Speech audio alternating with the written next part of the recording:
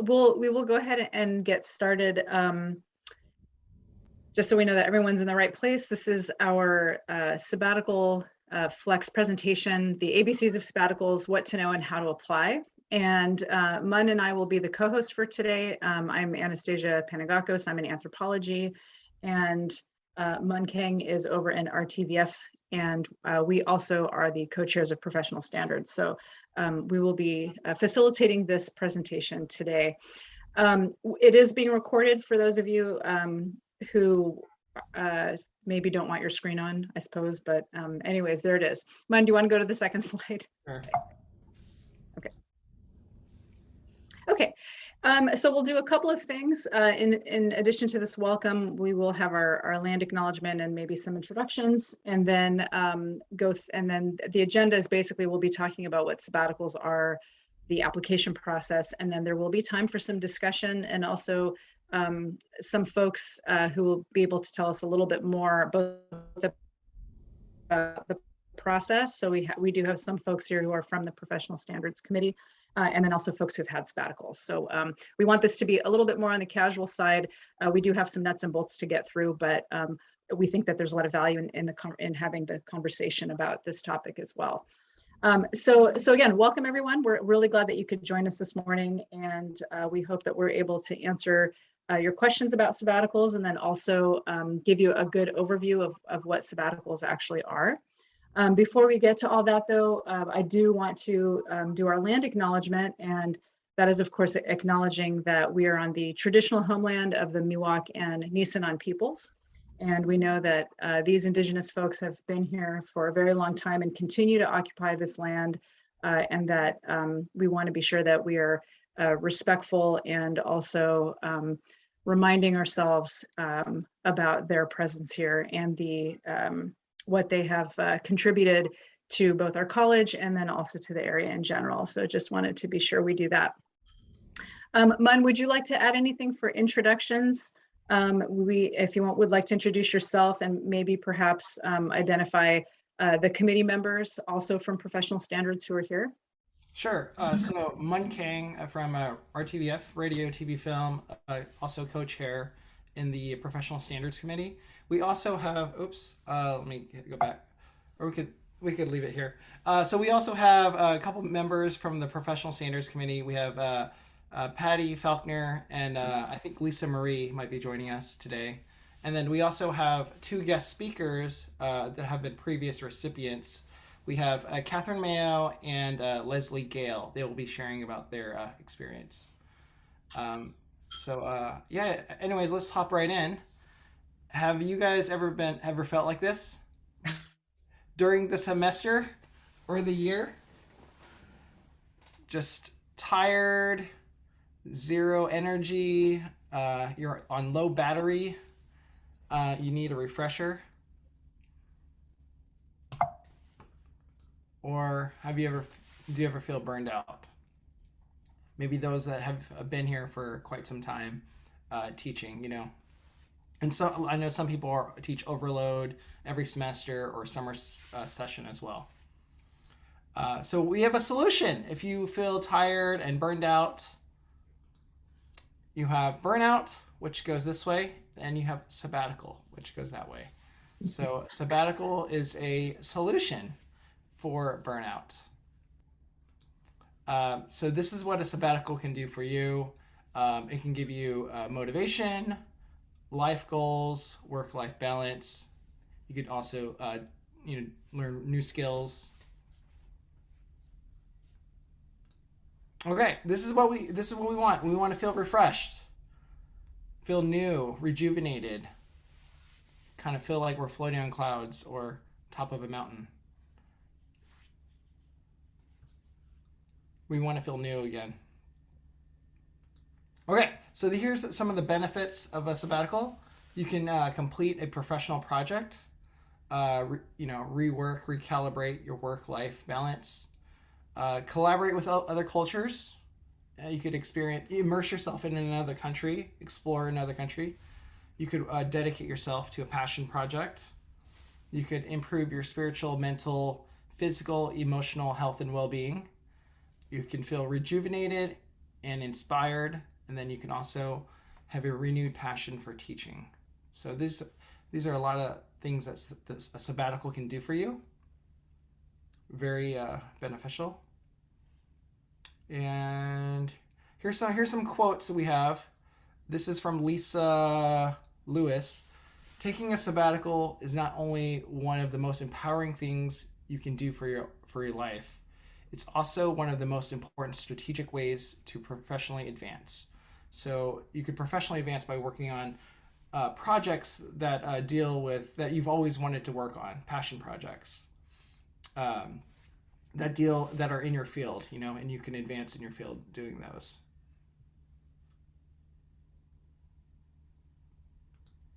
Here's a sabbatical project. It's dedicated time off from your work to reset, recover, and pursue a creative or learning purpose. Take time to feel alive. So when people take sabbaticals, it makes them feel like a new passion for their craft and also for teaching as well. And they're excited to, tell their students about, the project and everything. And then we have a quote from a Princeton professor that took a sabbatical. This is what the professor says. Nigel Smith, Princeton University. It was so fortunate to find somewhere that really resonated with my project. I would also say that you must greatly respect the place in which you stay and your host. So that could be literal and also figurative. So he could be talking about a location he went to, or he could be talking about resonating within himself. So taking a sabbatical, you can, find yourself if you need to. And then Anastasia is back to Anastasia. She's going to talk about the purpose of a sabbatical. Thanks, Man. And thank you for that. I think it's interesting because when we think about sabbaticals, there's the nuts and bolts, which is the kind of tedious stuff, which I'm going to get to. But I like that you started off with kind of the bigger picture of things, right? That like what we're really doing when we're going for a sabbatical, it's not just creating a project, but it's also thinking about ourselves holistically as professors, as colleagues, as human beings. And I know that there have been many sabbaticals that folks have taken that have been really good at combining these things. And I just want to acknowledge too, Georgine is also here who has taken sabbaticals. And I'm glad you could join us this morning. I know you weren't sure if you were going to be able to, so I'm glad you're here as well. And there really is something to finding a project that you're passionate about, and also that's going to enable you to do something different outside of the usual grind. And I think right now many of us are feeling that the grind of teaching, of making continuous adjustments with the various COVID variants and trying to teach online and go back and forth has given many of us pause, I think, to change how we're doing things and that sort of thing. So I'm going to talk a little bit about the nuts and bolts, and all of this also, keep in mind, can be found on the website. So on CRC's website, which I do have a slide for that just to show you where to find the professional standards page, but we'll go from there. So for us at community colleges, we are not guaranteed sabbatical. I know that was one thing that I found interesting when I came from a UC, which was at a UC. As with many four-year colleges, you accrue sabbatical over time. We don't accrue sabbatical. This is something that we have to apply for, and it's not necessarily guaranteed. And so I think that's always good for us to just remember. I know coming from different systems, sometimes we're not aware of this. So this really is just a release from our regular duties, and it allows us to engage in projects or studies that may be beneficial to ourselves and also our students, right? And falls outside of regular responsibilities, which is also something that we can talk about. It's a little bit of a gray area there. You can go to the next slide. And so there are different types of sabbaticals. These are the three most common ones that people know about. And the ones that our committee deal with, of course, is a type A or a type B. Type C, I will talk a little bit about as well, but mostly type A and type B.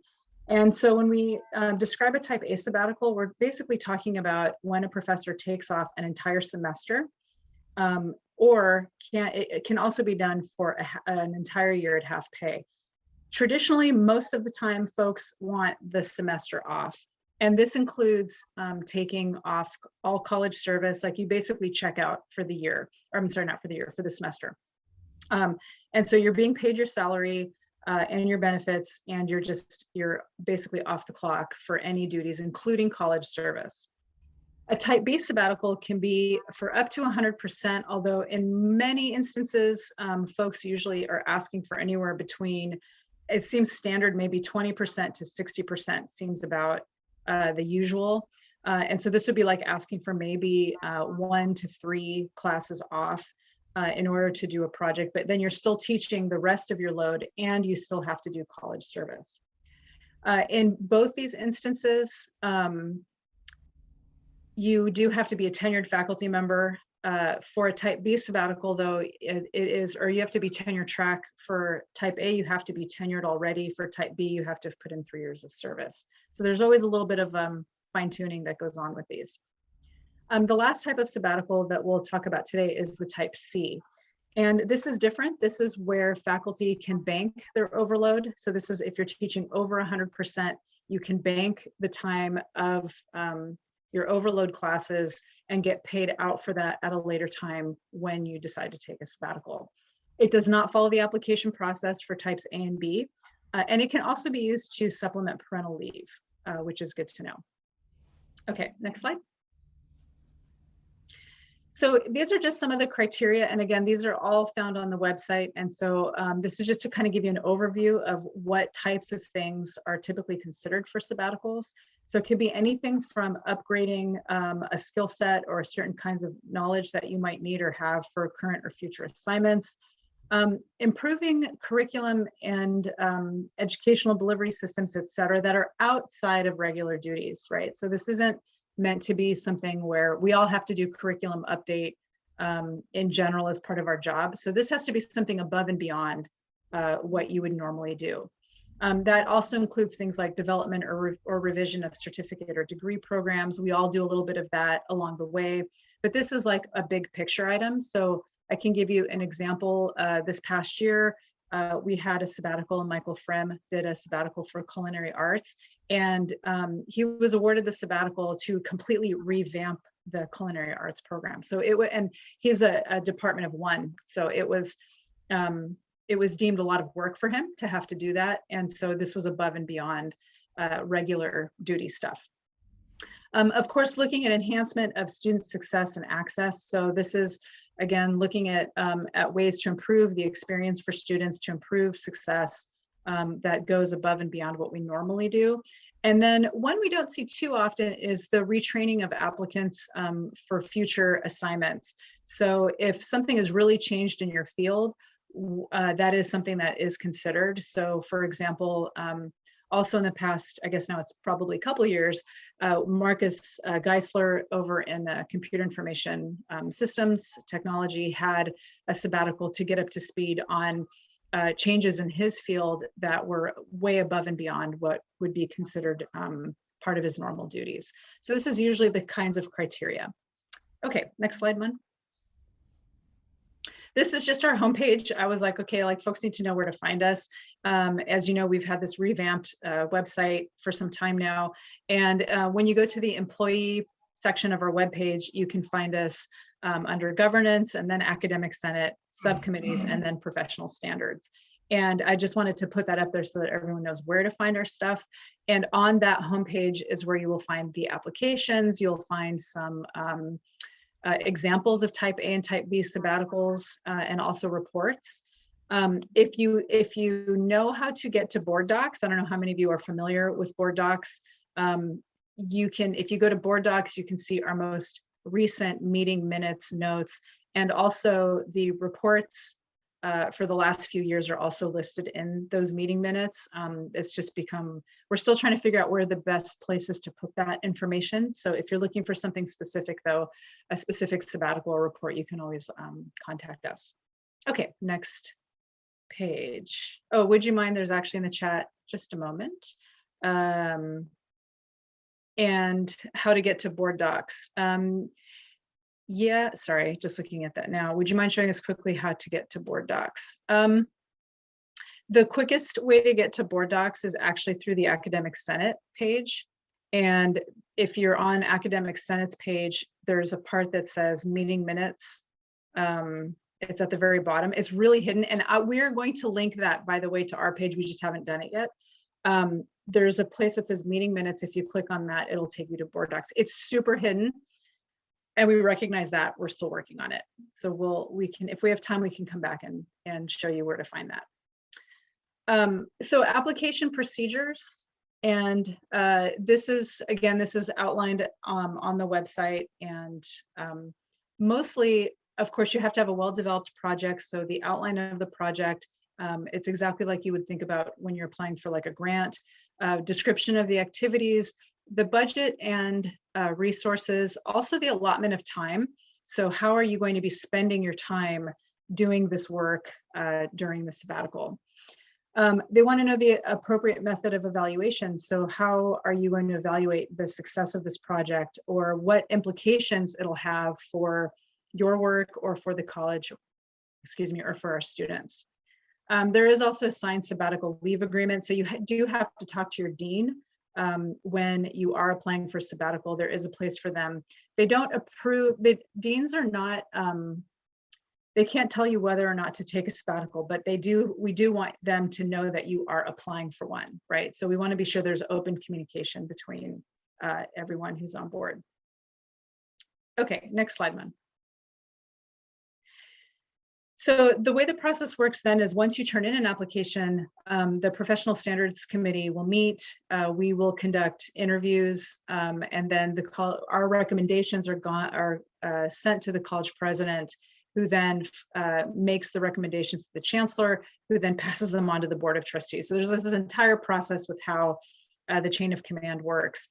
And what the applications are evaluated on, and this is probably one of the most important things for folks, is of course the potential benefit to students, programs, the institution, and certainly the faculty member, right? And so these are not done in equal proportion. In some instances, a sabbatical may really be something that benefits students first.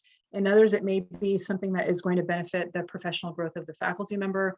There's lots of different ways for this to look. And then, of course, something that is considered is the high level of the applicant's performance of duties. So what has the candidate been doing otherwise? And if they're applying for sabbatical, what have they been doing in terms of college service? What have they been doing in terms of their work just in general? And so we do ask for a self-study, and we do take a look at that just to have an overview of what faculty have been doing that are applying for sabbaticals. Okay, then you can go to the next slide. Okay, so just a word about those type Cs, and also I know I'm going through this a little bit quickly, but that's also because I want to be sure we have lots of room for questions, because I think that it's clear in my mind, and as it is probably in Mun's, but we want to be sure that folks have time to ask questions so that we can go back and clarify. Okay, so what about those type C sabbaticals? Now, I will say that when I got hired at CRC, no one told me about type C sabbaticals. I probably worked at the college for 5 years before I even knew what they were. And so that to me, I really wish I had known ahead of time, because I think that would have helped me think a little bit more about my plans for the future and how I wanted to spend my time, or if I was teaching overload, what I wanted to do with that overload. So remember that type Cs are when you teach overload and you can bank, instead of getting paid that semester for that class, money for that class is basically banked, and you can take it as a lump, not as a lump sum, but you can take it over the course of a semester as a type C sabbatical. And so the way that this works is basically, it's actually quite simple. There is a form that you have to have signed by your dean that goes up the chain of command to the vice president of instruction, that gets approved, and then that gets sent on to HR. And that is basically, it's a very simple process. You have to identify which class you want earmarked for overload and also to be banked. There is some lingo that I wasn't even aware of until I started to look into this myself, which is that in order to take a full leave, of one semester, you do need what's called 15 equivalent formula hours. And this is where it gets a little squishy, because it kind of depends on how many students you're teaching, how much FTE you're setting aside. But basically, to keep it sort of simple, one class is about equivalent to 2.25 equivalent formula hours. And so you need to bank approximately 6 to 7 classes for a full semester of leave. Now, again, that's squishy because it's going to be a little bit different for everyone, depending on some factors and some creative math. The thing is, though, you really do have to be diligent. So the form is easy, but it is totally up to you as the faculty member to be sure that this gets through. And the reason I say that is because I've actually, I tried to bank one semester a couple of years ago, pre-COVID, and the paperwork never was filed properly. And I only found out much later that the overload did not get banked. I got paid for it, but it did not. I got paid for it during that semester, but I did not get it banked. So you have to be super diligent. And there is no easy way to find out if your overload is being banked. When I looked into the process, I had to contact HR a couple of times before I got to the right person, who then was able to tell me how much I had banked. And it's not in e-services. I tried to go through employment. I tried to go through employment services and look through. I tried to look through my pay stubs. There's nothing there. So it's kind of a little bit of a black hole. So you have to be very diligent with that. Summer classes can also be banked as overload for type C, since we are all considered adjunct faculty if we teach in summer. So that's another way if you're thinking about doing something like this for future planning, that's something to do. And there's a question in the chat. How many units is one class here? Oh, okay. So in this case, I'm doing this based on my classes. And so these are 3-unit classes. So that's true. Our classes do have 3, 4, 5 units. This is 3-unit classes. And so that's a really good question because, again, the contract is not there's not a lot of information in the contract. If you are pursuing a type C, I really stress the word pursue, because you do have to pursue it yourself and get all the information yourself. No one is handing it to us. Let's put it like that. Now, the good thing is, though, just to be on the positive side, the nice thing or interesting thing, of course, about type Cs is there is no application process. You do not have to do a project. This is that you are responsible for to the college. This is money that you have banked. You take a semester off, and then you do with it whatever you will. You have no obligation to produce anything. So that's a different. You've already put in the work, right? You've done overload. Okay, I will stop there on type Cs because I'm sure there may be more questions. And thank you, Teresa, for that too. Some music classes are 2 units and PE has 1 and 1.5 unit classes. So yeah, exactly. It's just something that you kind of have to figure out, and HR might be helpful or they might not. That depends. I'll stop there. Mun, go ahead. Next slide. I think you're up next.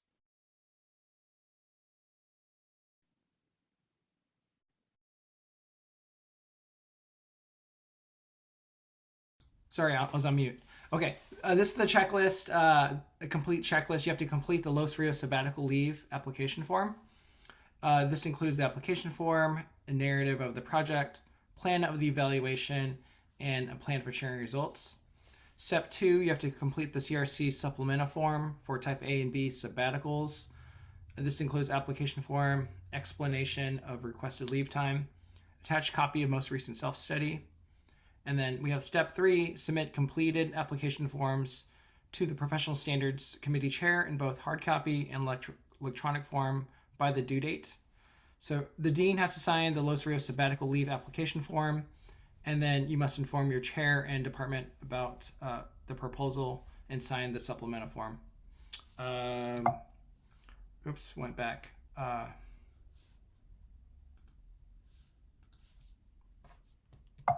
Oops, sorry. I gotta go backwards. Let me stop share. Let me share again.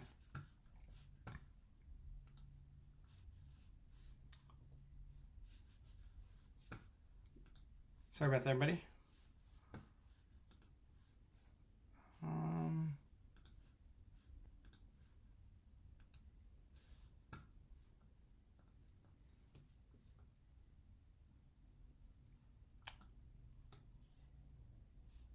oh, here we go, checklist.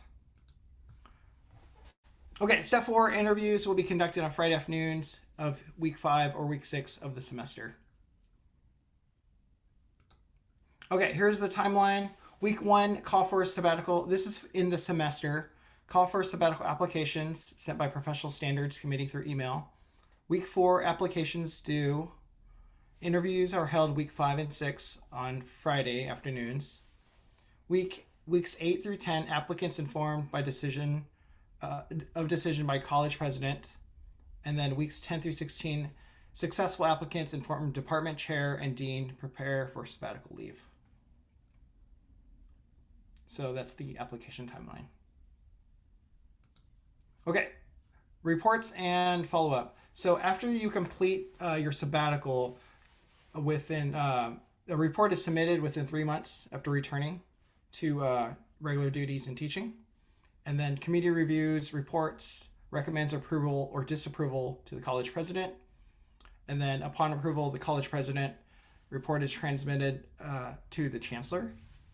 And then the recipient's report will include methods for sharing the results of the studies, projects or activities with colleagues, the college, the community, and wherever appropriate.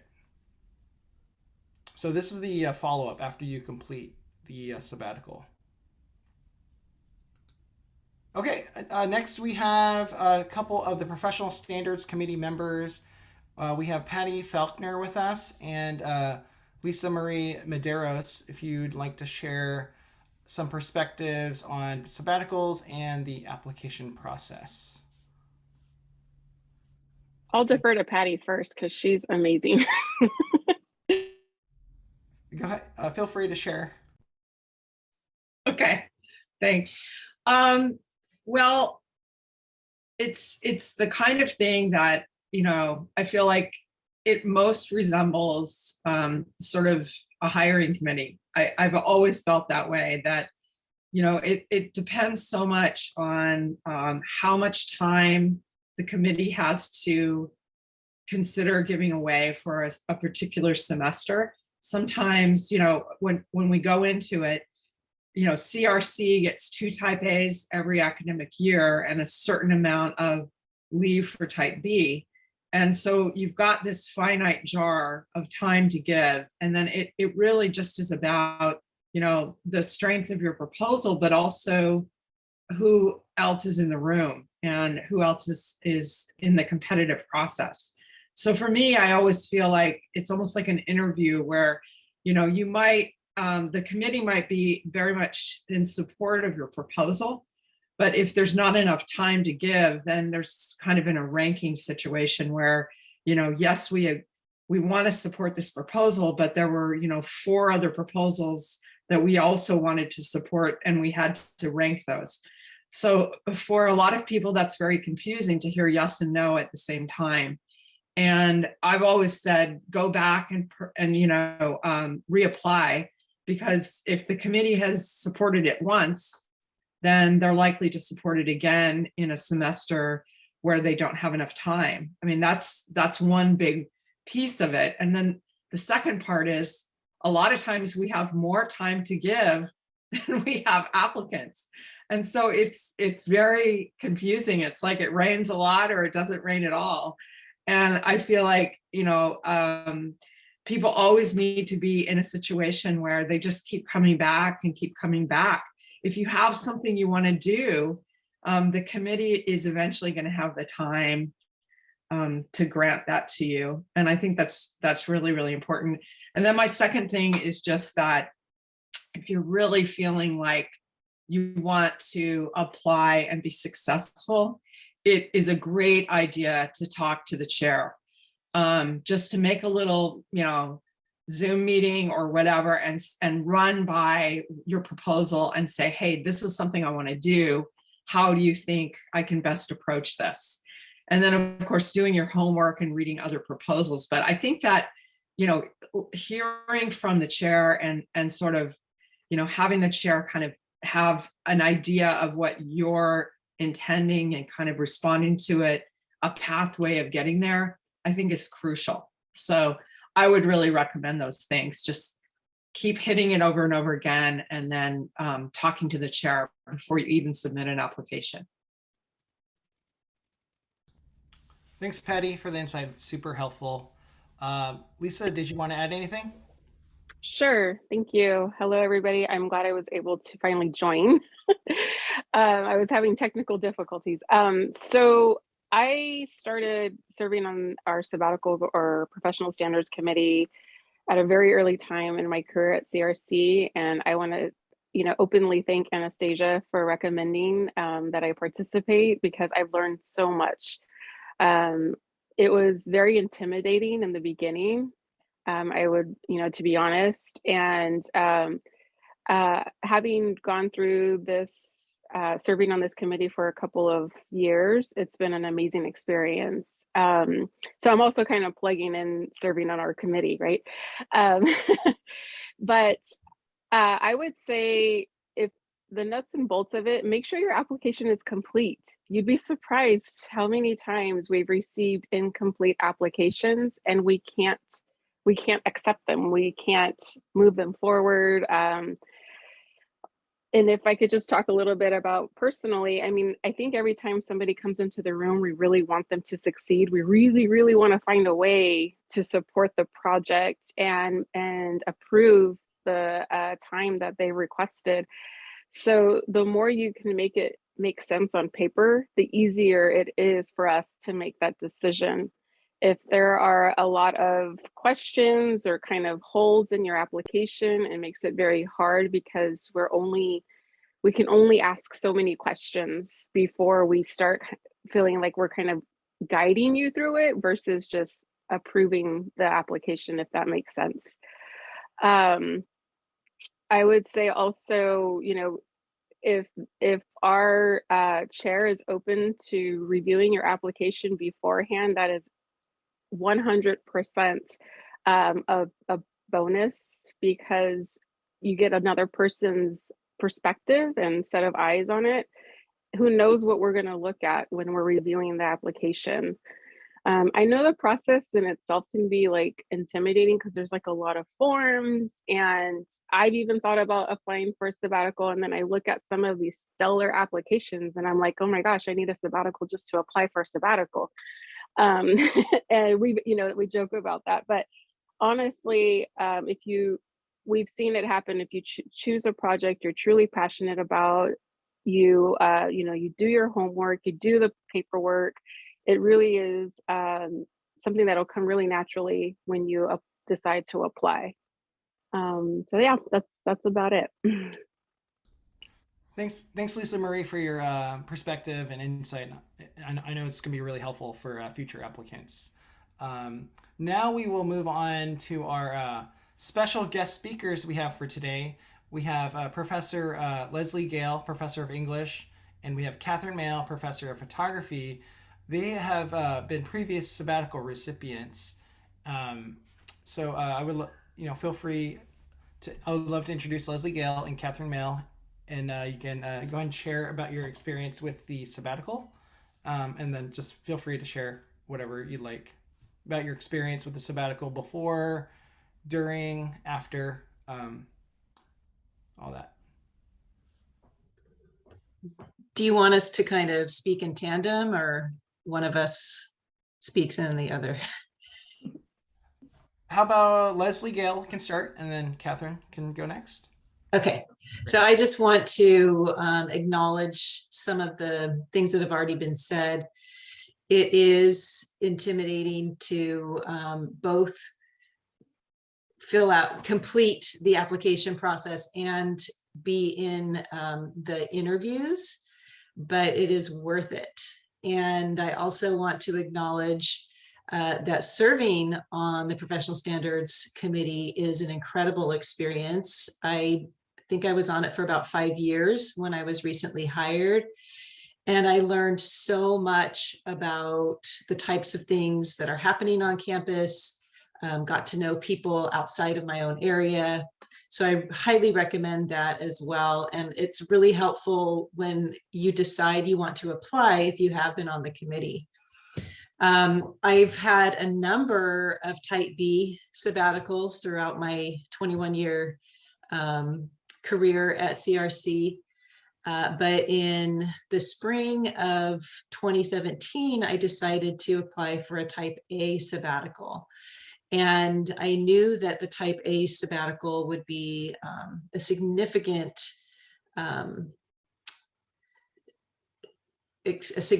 amount of time, both preparing to apply. Basically, you are working on your sabbatical the same number of hours that you would be working if you were teaching a full load. And also the reporting process afterwards does take a significant amount of time. But it is, that is also a remarkable experience because you have a document that describes and acknowledges all of the hard work that you do. I think it's really important that if you decide to apply for a Type A sabbatical, you kind of have a feeling that this is something that you are really ready to invest yourself in, and that you're going to be full on into this project, because you are responsible for keeping track of the amount of time that you spend and being really quite detailed about the types of things that you do. But it should be something that you're passionate about. And so I'll just tell you a little bit about what my Type A sabbatical was. Throughout my career at CRC, I've had a number of students who were immigrants, refugees from a variety of places. And in particular, I from working in the Reading and Writing Center, I would be helping students. One example really stands out to me. A student, a female student from Afghanistan, and I was helping her with a paper. And you learn a lot about students when you read their writing. And I was able to see that in Afghanistan, she was a pediatrician. And at CRC, her goal was to be a preschool teacher. And that is a worthy goal. But it made me think about all of the education and training experience that she went through in her home country that was not recognized here in the United States. And it made me wonder why. Why is it that way? Is there something that can be done about that? I was very aware around 2015 about the surge of refugees from Syria across the world, and how I started wondering, how are these other places bringing these refugees in, and particularly how are they helping them to be able to use their prior education experience to be able to continue the careers that they have spent so much time training for and that they had a passion for. And so that was the sort of the burning question for me that I wanted to research.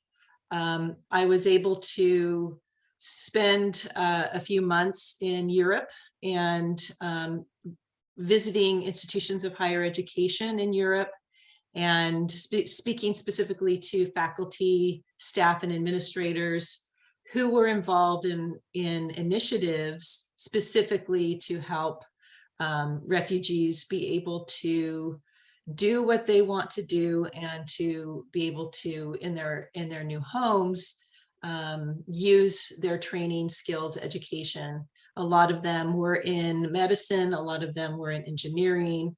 And so I was able to interview a lot of people, visit sites.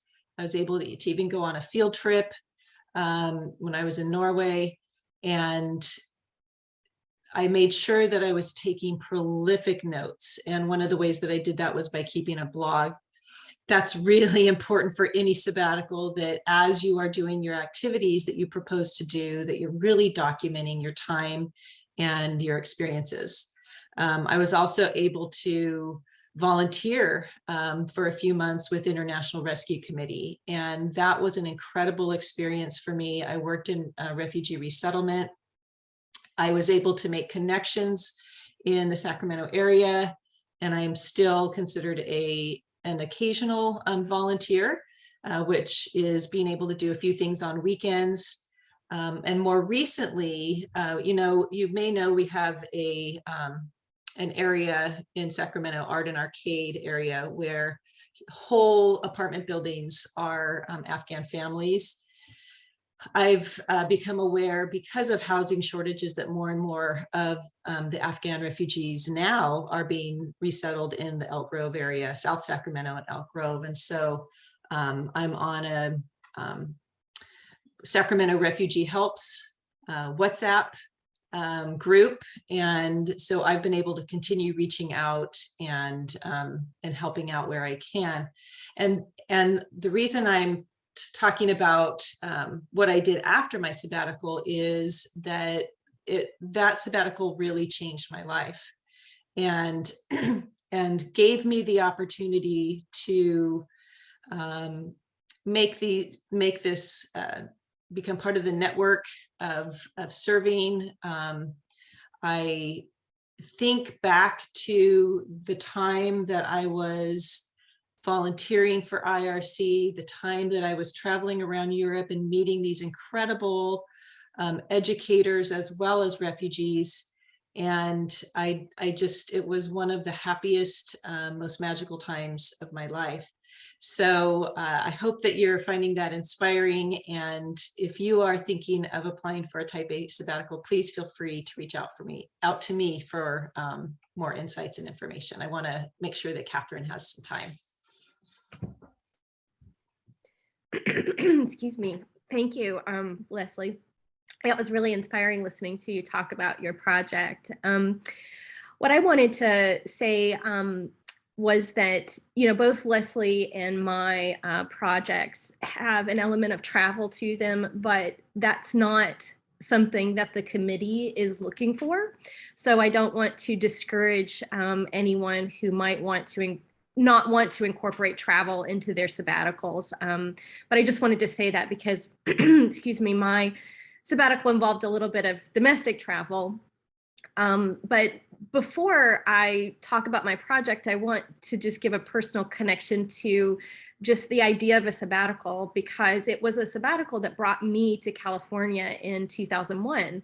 I had recently graduated from graduate school, and I was applying for jobs. And as a young person with, excuse me, just out of graduate school, you're sort of looking for anything you can get. And a position came up at Yuba College as a long-term temporary.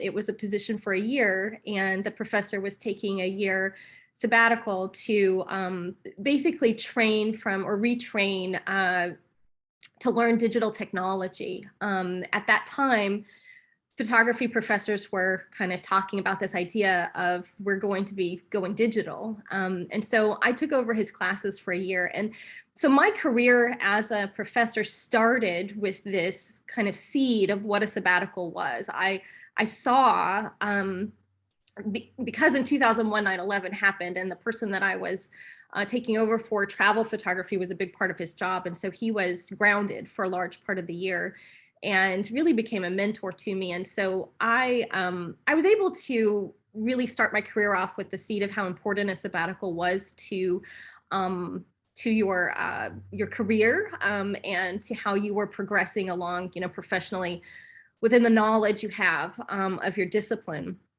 And so I always knew that I wanted to take a sabbatical. It just took me a really long time to find a full-time position.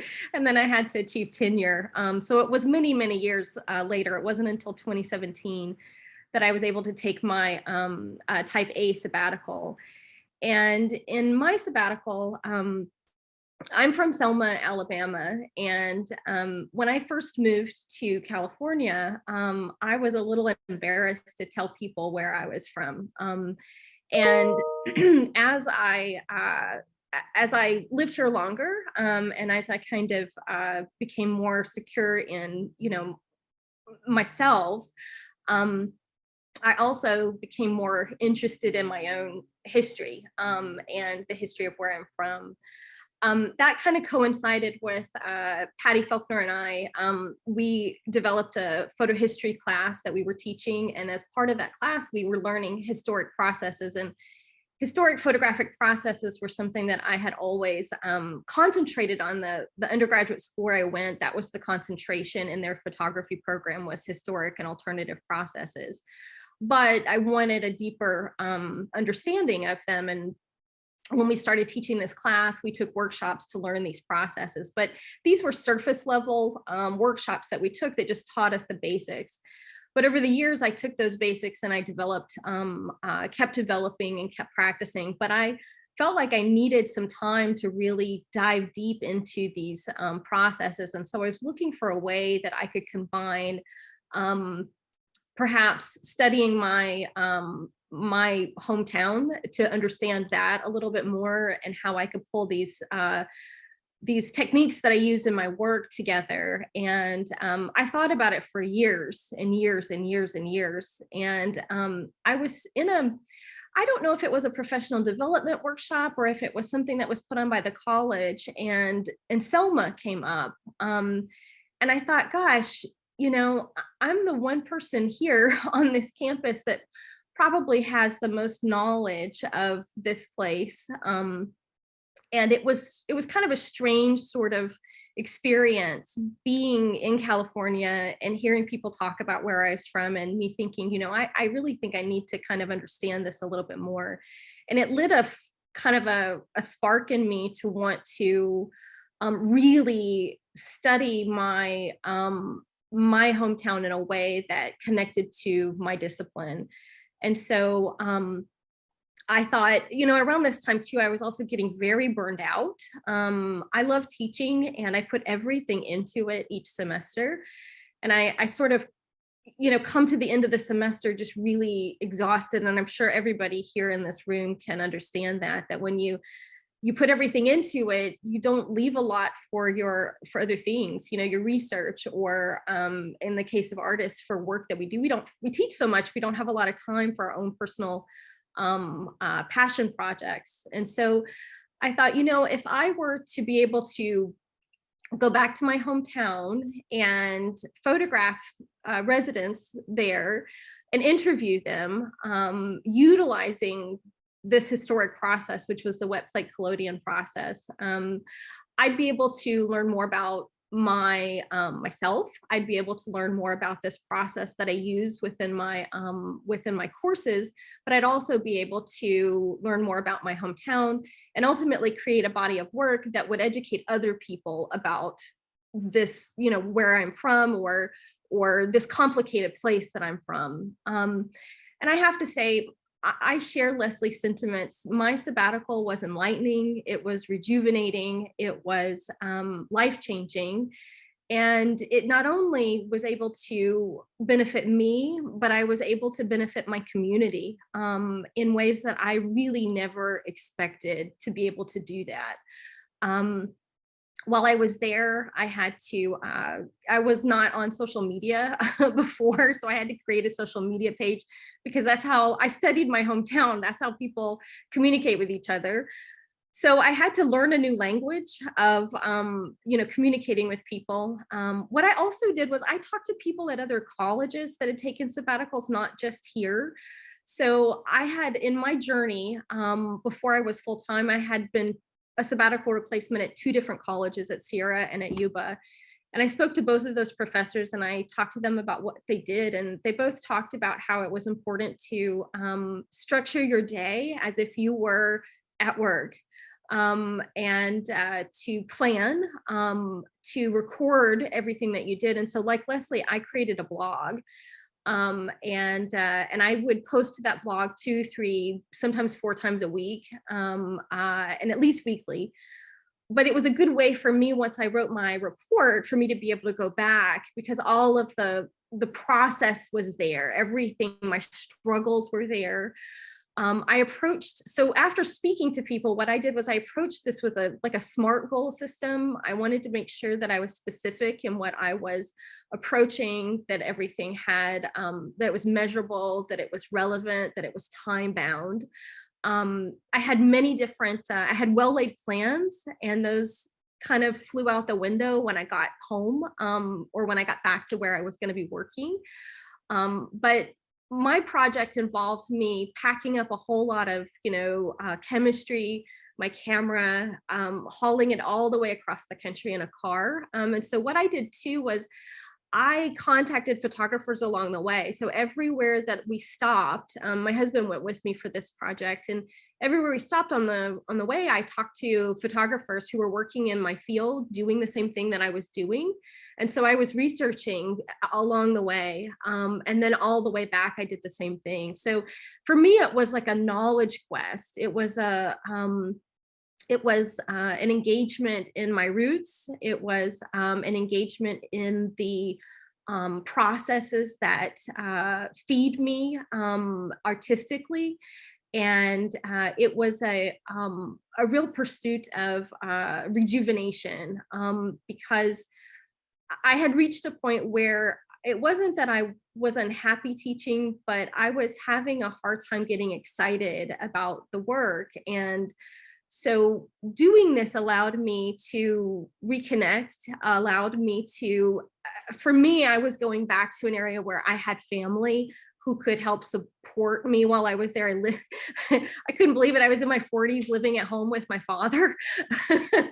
but it was really nice because I had a community that was supportive. And so what I would say is that whatever you're planning to do, make sure that the people that are around you are going to be supportive of this. I could not have done this if I didn't have the support of my coworkers, who were, willing to kind of take on things as I left. But then also, once I was working, to have people that would honor and respect what I was doing, and to support that, and to make sure that what they were doing was helpful and not hurtful to me. I think that's very important, because I think sometimes folks think like, oh, this is time off. I worked harder on my sabbatical than I have. Well, I was going to say that I've worked teaching, but these past 2 years, that flies out the window. But when I had taken my sabbatical, I worked harder at that every day than I ever had worked, teaching during a normal work day, because we get into this routine where, we know what we're doing. We can kind of go in and we have our plan A and our plan B in our mind. But when you're going into an unknown territory, things happen. And so I had, and Patty gave me this best piece of advice. But my first year teaching at CRC, something happened and I wasn't able to complete the lesson I wanted to do. And I asked Patty, I was like, what am I supposed to do? And she goes, well, what was your plan B? And I was like, oh, I didn't have a plan B. She's like, you got to have a plan B. You need to have a plan C, maybe a plan D. And so I went into it with I had a very detailed plan, and I'd be happy to share my proposal with anybody, my report with anybody. I can send you pictures. I kept an agenda while I was there where I would write down everything every day. But I wanted to make sure that I was able to pivot if I needed to, which I did quite a few times. And it's something, you're going into the unexpected, but as long as you're prepared. And when I'd have a speed bump, I think I contacted, Patty was the chair at the time, and I think I contacted her at the time to say, look, this is, I've had to pivot a little bit. It's going this way instead of that way. Is this okay? And that's another thing that I wanted to point out is if anything does happen and things kind of go awry, communication and transparency with the committee is very important. I was serving on the committee when we went remote during the pandemic, and there were people who were working on their sabbaticals at that time. And it was the openness and the transparency during that time that allowed them to be able to finish up, although not in the way that they imagined, but to be able to do it. So I'd be happy to share my experiences with anybody, and just if anybody has any questions, I'd be happy to answer those. Thank you, Leslie and Catherine, for sharing your passion and your journey through your sabbatical. We are very Can I say what? I'm sorry. You know what? I want to say one thing. What I wanted to say was, I was one of those people that applied at a time when there were a lot of people that were applying and there wasn't much time to give. And I'm going to back up a little bit. I've applied for type Bs before and for small projects, and I've gotten those. And those have been very beneficial to me. And I think that it's important for me to have done that first and to have gone through that experience of applying for the type B before I ever went to a type A. When I applied for the type A, there were a lot of people. I think there were 5 applicants that were applying for type As. And so my proposal, while it was approved, was not ranked. And so the letter that I got was what Patty was talking about. It was hard to read. It was confusing because I didn't understand, like, oh my goodness, you didn't like what I did. But it was really because there were so many really great proposals that were in the room and mine didn't get ranked. Now, being who I am, I wasn't going to let that deter me. So I would have applied 10 times until I got it. I mean, I just would have done it over and over and over again. But I applied again, and that allowed me, I would say it was a blessing in disguise, because it allowed me to go back and rethink about the way I wanted to approach the project. I changed some things and I came back, even though I felt like I went in the first time with a well-formulated idea, I went back with a little bit of a different determination. And I think I had a little bit more of a focused idea about what I wanted to do. And when I went back the second time, I was awarded the sabbatical the second time. So don't give up. And I'm going to apply again one day. Awesome. Yay. Thanks so much for Leslie, Catherine, for sharing your journey and experience on your sabbatical with us. And your insight was super helpful for everybody. So thank you for sharing. And we also have one more person that would like to share. We have Georgine Hodgkinson. She's been awarded sabbatical, I believe, a few times. So she can share about her journey briefly. Great. So thanks so much for the invitation to share. I just want to echo the encouragement that I heard from my colleagues. I think that applying for a sabbatical is a really important thing for all of us to do over the tenure of a long teaching career. I've had multiple type Bs, and I've actually had 2 type As. My first type A, I was studying, I teach in the communication studies department. I teach interpersonal communication, and I'm really interested in issues of identity construction. So my first sabbatical was sort of connected to that theme. I went to India, I lived in ashrams for a semester, and I interviewed Westerners who were went all this way to live in ashrams and have spiritual experiences. And I was really interested in exploring the question of why Westerners would go so far to cultivate their own spiritual identity and have experiences. So that was my first sabbatical. My second sabbatical was about 8 years later. And I was really, had gotten involved with students in my classroom who'd been formerly incarcerated and were really struggling in lots of ways. And there wasn't a program on our campus for formerly incarcerated people. So I wrote a sabbatical that took me throughout California, going to different community colleges to interview people and to understand both programs that existed to support formerly incarcerated students. And also I was interested in really exploring the topic of institutionalized racism in the criminal justice system as a system impacted person myself. So it was a really interesting topic to me. So those are my 2 type A's. I want to encourage you to do it. I think that the application process does take time and energy to do, but it really is life-changing. And for me, it's also been job-changing because now I serve as the program coordinator for the program that I was able to put together during my sabbatical. So I think that it has all sorts of opportunities, both personal and professional. And I hope if you haven't done it, that you'll give yourself the chance to try for one, because it's a wonderful experience professionally. Okay, I was told to be really short, so I'll stop so we can have Q&A. Great. Thanks, Georgine. Thanks for sharing. Mun, can I mention one thing?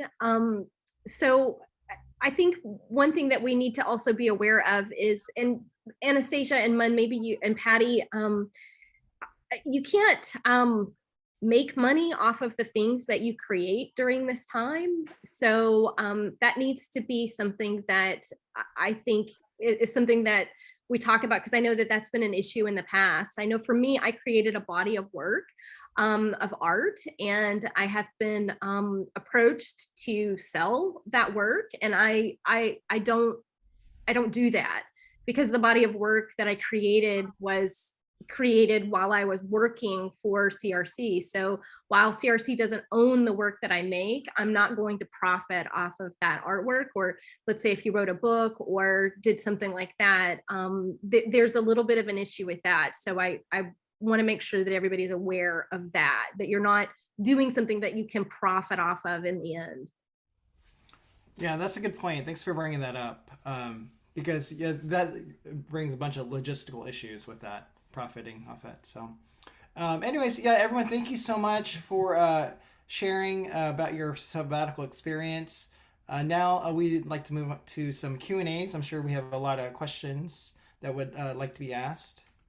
So you can feel free to unmute your mics, and if you want to ask a question, or you could write in the chat. Hey, Mun, could I just, can I jump in briefly? Hopefully it'll take me 30 seconds. Because folks are asking like where to find the reports. And I know that it's super hidden. Can I do a screen share real quick to show where to find those? If you all don't mind, because it is totally hidden, right? It's almost like we don't want you to find them. No, I'm kidding. Okay. Can everyone see? I have the CRC homepage up. Can everyone see that so far? Yeah. Okay.